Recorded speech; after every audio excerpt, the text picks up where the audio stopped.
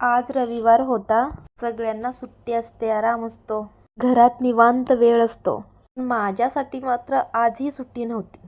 रविवारी मी दुपारचीच घरी येते, पण आज तर संध्याकाळपर्यंत काम होतं.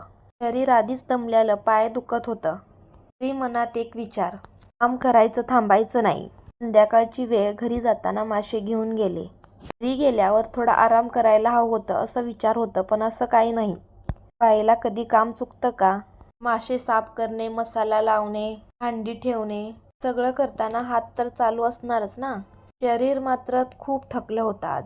कधी कधी असं वाटतं आपण मशिनासारखं काम करत राहतो. कोणी विचारतही नाही, दमली आहेस का? तरीही आपण थांबत नाही. कारण आपल्याला माहीत असतं आपल्या मेहनतीवरच घर चालतं. आपल्याच कष्टावर तर आपल्याला मुलांना सांभाळायला पाहिजे ना. पण बनवलेल्या स्वयंपाकमध्ये सगळ्यांचं पोट भरतं. आज मासे बनवत होते, पण डोळ्यामध्ये थोडा थकवा आणि पाणी होतं. पण रडण्यासाठी सुद्धा वेळ नसतो.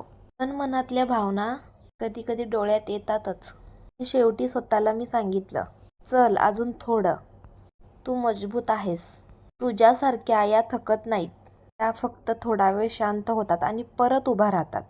रविवार असो किंवा सोमवार, आपलं आयुष्य सुट्टीचं नसतं. पण आपल्या मेहनतीचा आपला अभिमान असतो. आज खूप दमले, पण तरी मनात समाधान. आज थकले म्हणून मी पाठीमागं राहत नाही बरं का. परत पुन्हा उभा राहते. पुन्हा मी कामाची सुरुवात करते. थकले तरी थांबत नाही, कारण माझ्यासाठी माझं कुटुंब माझी ताकद आहे. त्याच्यापुरतं एवढं